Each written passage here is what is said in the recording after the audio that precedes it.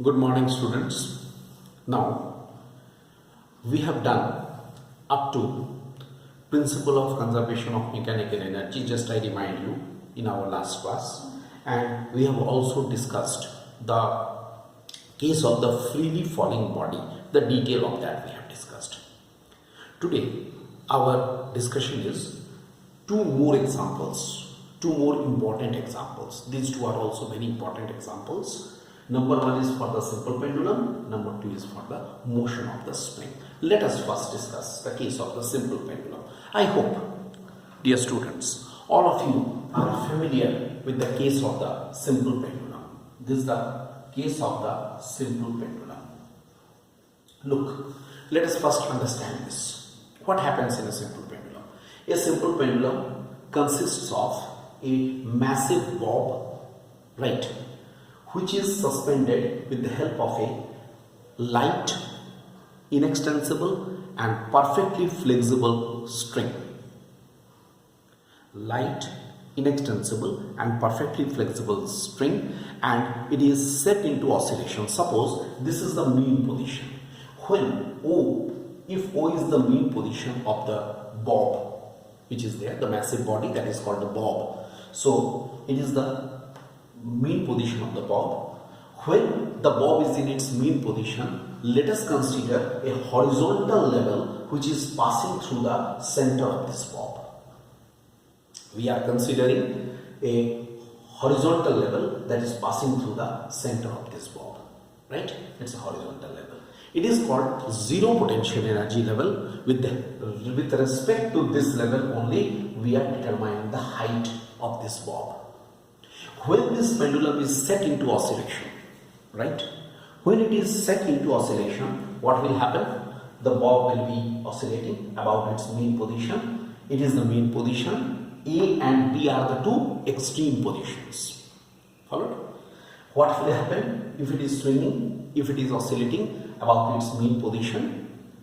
As it comes to the here, this extreme position here B, what will happen? It is a matter of common experience that the bob will come to the rest for a moment. It is coming to the rest for a moment. Then again it reverses its direction. Before it reverses direction, always it comes to the rest for a moment.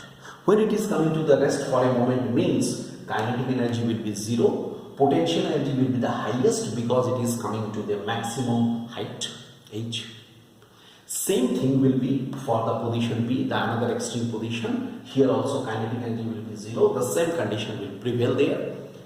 But when it is coming to this mean position, then what happens? Its potential energy becomes zero because its height is zero. So potential energy is zero, but kinetic energy will be maximum because it has a full speed.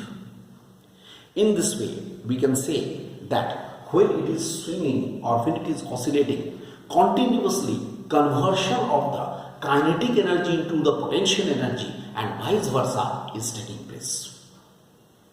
What I said? Here is kinetic energy, it all becomes potential energy. At a mean position, the full kinetic energy, it all becomes the potential energy at the extreme position. Again, when it is coming back, the reverse thing happens. Right?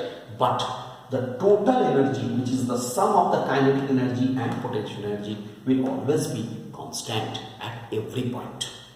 But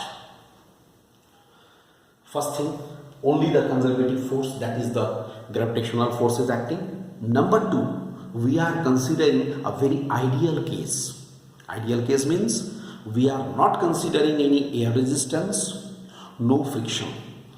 कोई friction नहीं है, कोई air resistance नहीं है. ऐसे ही स्थिति में Bob जो है ये हरदम h हाइट को अटेन करेगा. Equal Heights h will be attained.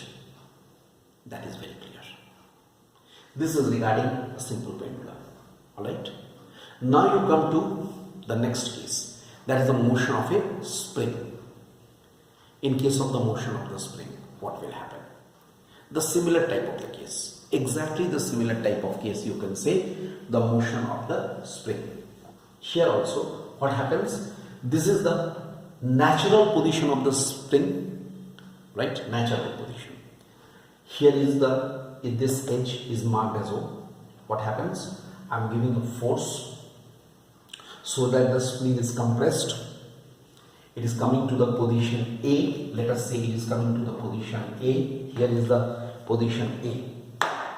Okay, it is coming to the, again I mark it, it is coming to the position A here.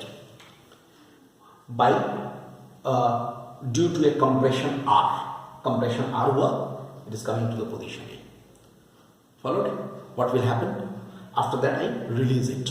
It will be like this, oscillating. It's a type of the oscillation. It's a type of the to and fro motion about its mean position.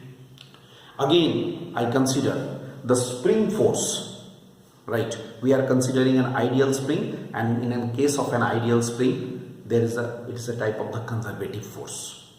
That means mechanical energy conservation can be applicable here also. What will happen? It is coming to this position. I have brought it to this position, released, it will be making to and fro motion about the mean position. But what will happen in that case? Here also, you see, the similar type of the case will happen. Here, when it is coming to here, right, it goes here, it is coming to the rest. That means here again, kinetic energy is 0, potential energy is maximum. Now you will say, how much will be the potential energy here?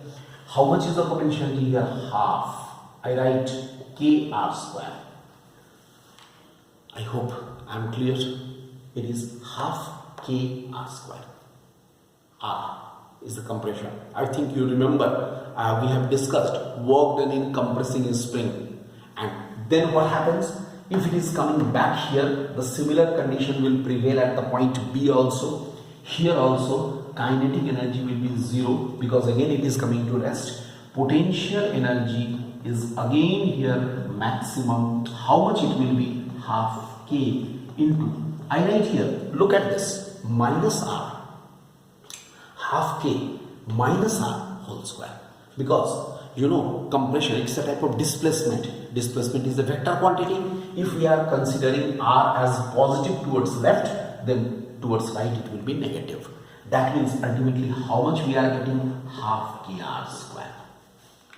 And what about the mean position? क्या होगा mean position पर? Mean position पर obviously the potential energy here will be 0 and kinetic energy will be maximum. It may be half mv square. But again, I tell you, the same thing, the same condition prevails. Look. That is, total energy is equal to the sum of the potential energy and kinetic energy. That will be constant. Alright? It's very important. Like now, considering these two cases, again, I am coming to a graph. Let us discuss a graph. There is a graph with these two conditions. I draw a graph here. Look, I hope you can understand this graph. Here is the graph.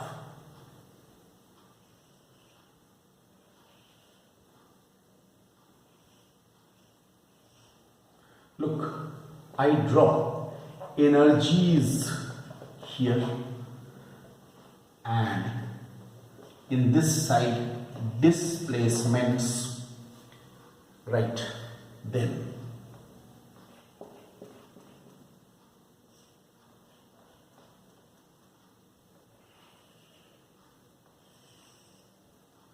look, the graph which I have drawn. Please see this graph. Please focus on this graph. Don't be confused with this. This is different thing. Here is the graph. I just making a demarcation line for this here. Look, this is the graph. Try to follow me. I am saying this will be for the total energy. This is for the potential energy. This is for the kinetic energy. Check kar lo ek baar. Just be careful about this graph. It's a very important graph. The graph is drawn with the energies versus displacement. Energies versus displacement. Mind this graph is covering both of the examples. Both the examples can be explained with the help of this graph. Alright. What we are getting, just see, from both the graphs, what we are seeing, try to follow me. This is the total energy, always remains constant.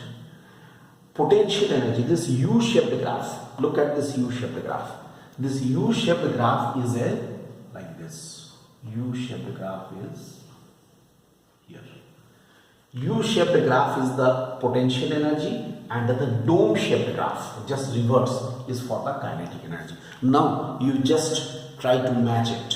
In the mean position, potential energy is 0. At extreme position, this is the extreme position, kinetic energy is max, potential energy is maximum. Potential energy is U-shaped graph. It is 0 at the mean position, maximum at the extreme position. And just reverse for the kinetic energy. It is maximum at the mean position and the 0 at the extreme positions. You can match it. This graph. Okay. Once more, this graph will be discussed in the chapter of oscillations. There we shall derive the relation. Here it has been discussed just as an application of the conservation principle of energy.